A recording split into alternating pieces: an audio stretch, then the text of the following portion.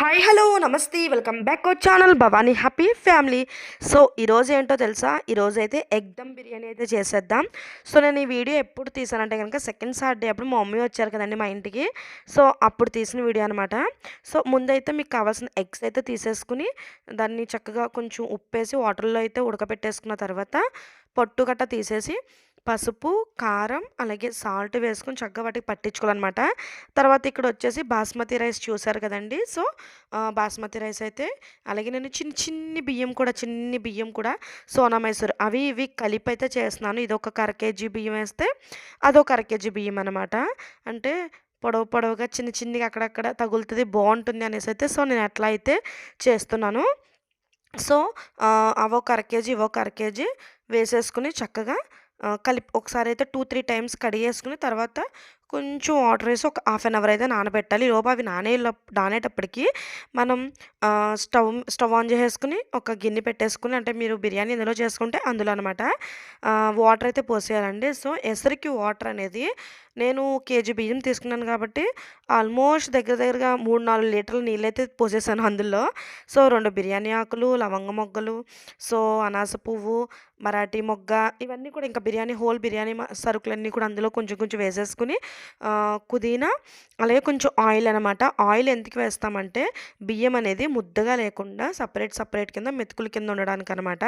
తర్వాత కొంచెం కల్లుప్పు అయితే వేసాను, అలాగే అల్లం వెల్లిపాయ పేస్ట్, అలాగే కొంచెం గరం మసాలా అనమాట. సో అది కూడా వేసానండి, అంటే ముద్ద గరం మసాలా టైపు. ఇలా మనం బిర్యానీ సరుకులు ఇవన్నీ వేసి ముద్ద కింద పట్టుకుంటాం కదా పేస్ట్, అదనమాట. ధనియాలు అవి వేసి సో ఇక్కడైతే మూత అయితే పెట్టేసుకోవాలి. అవన్నీ వేసిన తర్వాత ఇక్కడైతే వాటర్ అయితే బాయిలింగ్ అవుతున్నాయి కదండి. సో నేను మా మమ్మీ హెల్ప్ అయితే తీసుకున్నాను. సో అమ్మ ఇందులో అయితే బియ్యం వేసేయి అనేసి, సో మమ్మీ అయితే బియ్యం వేసేసారనమాట చక్కగా. తర్వాత మనం అన్నం ఎలా ఉడకబెట్టుకుంటాం సో అట్లానే అన్నం ఉడకబెట్టుకోవాలండి. కాకపోతే ఒక 70% అనేది కుక్ అవ్వాలి అంతే. 70% అనేది అన్నం ఉడకాలి అంతే, అంతకుమించి ఎక్కువ ఉడకకూడదు. ఇలా అంటే విరగాలి తప్ప మెత్తగా అయిపోకూడదు అనమాట మెతుకు. సో ఇంకా మన ఛానల్ ఎవరైనా సబ్స్క్రైబ్ చేసుకోకపోతే ప్లీజ్ సబ్స్క్రైబ్ చేసుకోండి. అలాగే పక్కన బెల్ ఐకాన్ ఉంటుంది, దాన్ని టింగ్ మనం ప్రెస్ చేశారంటే ఆల్రెడీ నోటిఫికేషన్ ఇచ్చారంటే నేను ఏ వీడియో పెట్టినా మీ వరకు చేరుతుంది. So please subscribe our channel Bhavani happy family. So ఇక్కడైతే నేను మమ్మీ హెల్ప్ అయితే తీసుకున్నానండి ఈ కొంచెం గిన్నె ట్రాన్స్ఫర్ చేయడానికి. తర్వాత మళ్ళీ స్టవ్ ఆన్ చేసేసుకుని అదే కడాయి ఉంది కదండి, సో దాన్ని అయితే స్టవ్ మీద పెట్టండి. కొంచెం వాటర్ అనేది ఆవిరిపోయిన తర్వాత అందులో అయితే నెయ్యి అనేది ఒక 2, 3 టేబుల్ స్పూన్స్ వరకు నేను వేసేసుకున్నాను. సో హోమ్ మేడ్ గీ అండి, మీ అందరికీ తెలుసు కదా నేను హోమ్ మేడ్ గీ వాడతాననేసి.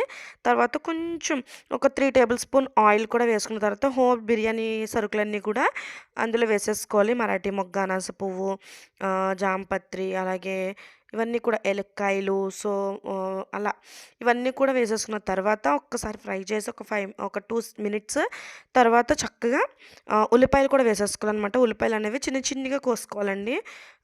అంటే మనకి ఏంటంటే బిర్యానీ తిన్నప్పుడు కొంచెం ఆ ఎగ్కి గట్ట మసాలా పట్టుంటుందని అంతే.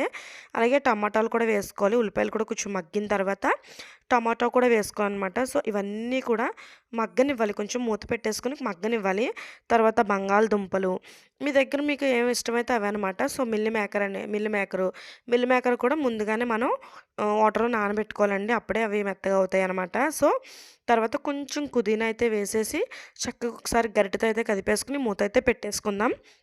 మూత పెట్టేసుకుని ఒక 5 మినిట్స్ అయితే కుక్ అవనిద్దాం అనమాట. సో కుక్ అవుతే కొంచెం అవి బాగా మగ్గుతాయి కదండి. సో ఇలా అయితే ఈ స్టేజ్లో మగ్గిన తర్వాత మనం అల్లం వెల్లిపాయ పేస్ట్ అనమాట, ఫ్రెష్ అల్లం వెల్లిపాయ పేస్ట్ అండి, ఇంట్లోనే ప్రిపేర్ చేసుకోవాలి. సో ఈ ముద్ద మీకు ఇందాక చెప్పాను కదా, జీలకర్ర, అలాగే ధనియాలు, మన లవంగ మొగ్గలు, సో ఇవన్నీ వేసి పేస్ట్ చేసిందనమాట అది. తర్వాత వచ్చేసి ధనియాల పొడి కూడా వేసుకోవాలి కొంచెం. తర్వాత నేను కొంచెం చికెన్ మసాలా పొడి కూడా వేసుకున్నాను అనమాట. అంటే మేమైతే కొంచెం చప్పగా తింటాం కానీ కొంచెం మమ్మీ ఉన్నారు కదా అనేసి మరీ స్పైసీగా కాదు, అలాగని మరీ చప్పగా కాకుండా మీడియంగా ఉండేలాగా ప్రిపేర్ చేశాను. అలాగే తర్వాత కారం అండి, కారం కూడా ఒక 2 స్పూన్స్ అయితే కారం కూడా వేసేసుకోవాలి. కారం కూడా వేసుకున్న తర్వాత మీరు ఆల్రెడీ ఇందాక అన్నం ఉడికించినప్పుడు ఉప్పు వేశారు కాబట్టి చూసుకుని వేసుకోండి. నేను కొంచెం ఒక స్పూన్ ఉప్పు అయితే వేసాను. తర్వాత కొంచెం చిటికెడు పసుపు కూడా వేసేసి ఒకసారి అన్ని మిక్స్ చేసుకున్న తర్వాత పెరుగు ఒక 3 టేబుల్ స్పూన్ పెరుగు అయితే ఉంటుంది. సో ఆ పెరుగు కూడా వేసేసుకున్న తర్వాత కొంచెం గరం మసాలా కూడా వేసేసుకుని ఒక్క 5 మినిట్స్ అయితే మగ్గనిద్దామండి. మగ్గనిచ్చిన తర్వాత ఈ గుడ్లయితే మనం ఉప్పు, కారం, పసుపు పట్టించిన గుడ్లయితే ఉంటాయి కదండీ! సో, అవి బాగా పట్టేసి ఉంటాయి కాబట్టి అవి కూడా వేసేసుకొని చక్కగా కలిపేసుకోండి. అటు ఇటు కూడా చక్కగా గుడ్లు ఇరక్కకుండా కలుపుకోండి. గుడ్లకైతే నాట్లు పెట్టుకోవడం మర్చిపోద్దు. ఇందాకడ చెప్పడం మర్చిపోయాను. ఫస్ట్‌లోనే నాట్లు పెట్టేసుకోవాలి. ఒకసారి అయితే మూత పెట్టేయండి. బాగా మగ్గుతుంది. ఒక 5 మినిట్స్ మగ్గిన తర్వాత మళ్ళీ మూత తీసి చూడండి. బాగా కుక్ అయిపోయింది కాబట్టి మనం కొంచెం కర్రీనైతే పక్కకు తీసేసుకోవాలనమాట. కొంచెం మొత్తం ఆ ఎగ్స్ కట్ అన్నీ కూడా పక్కకు తీసేసుకొని అందులో కొంచెం ఒక 4 ఎగ్స్ అట్లా కింద ఉంచుకొని తర్వాత ఈ రైస్ ఉంది కదండీ! మనం ఉడకబెట్టుకున్న రైసు దాన్ని ఒక లేయర్ కింద వేసేసిన తర్వాత మళ్ళీ దానిపైన మనం పక్కకు పెట్టుకున్న ఈ మిశ్రమాన్ని అంటే ఈ ఎగ్ దాన్ని కూడా వేసేసుకొని మళ్ళీ పైన ఇంకొక లేయర్ అయితే వేసేసుకోవాలి. చక్కగా పరుచుకోవాలనమాట. అలా చేసేసుకున్న తర్వాత మీ దగ్గర ఫుడ్ కలర్స్ ఉంటాయి కదండీ! సో, నా దగ్గర అయితే ఈ రెడ్ కలర్ ఫుడ్ కలర్ ఒకటే అవైలబుల్‌గా ఉంది. మీ దగ్గర యెల్లో ఉంటే యెల్లో కూడా 2 కూడా వేరే వేరే గిన్నెలో మిక్స్ చేసుకొని వేయండి. అంటే కలర్‌ఫుల్‌గా ఉంటాయన్నమాట. సో, ఆ మెతుకులనేవి. ఆ ఫుడ్ కలర్ కూడా కొంచెం వేసిన తర్వాత నేను పుదీనా ఆకులు కూడా పైన వేశాను. తర్వాత కొంచెం నెయ్యి కూడా వేశాననమాట. ఇంకొక అడ్వైస్ ఏంటంటే గనక ఫుడ్ కలర్ వాడకపోవడమే మంచిదండి. సో, నేను వీడియో కోసం కొంచెం అట్రాక్ట్‌గా ఉంటుందనేసి వేశాను తప్ప ఎక్కువ అంటే ఇట్లా వీక్లీ వన్స్ 10 డేస్‌కి ఒకసారి ఇంట్లో బిర్యానీ చేసుకునే వాళ్ళు పర్లేదు గానీ, ఎక్కువ తినేవాళ్ళైతే ఫుడ్ కలర్ అనేది యూజ్ చేయొద్దు ప్లీజ్. సో, చూసారు కదండీ! ఇలా అయితే మన బిర్యానీ ఒక 20 మినిట్స్ సిమ్‌లో పెట్టేసి మగ్గనిచ్చేస్తే మన వేడి వేడి బిర్యానీ అయితే రెడీ అయిపోతుంది. ఇంకా ప్లేట్‌లోకి తీసేసుకొని సర్వ్ చేసుకొని తినేయడమే అనమాట. సో, వీడియో నచ్చినట్టయితే లైక్ చేయండి, షేర్ చేయండి, కామెంట్ చేయండి. సబ్స్క్రైబ్ చేసుకోవడం అస్సలు మర్చిపోద్దే. Bye bye. చూసారా ఎంత పొడిగా వచ్చిందో?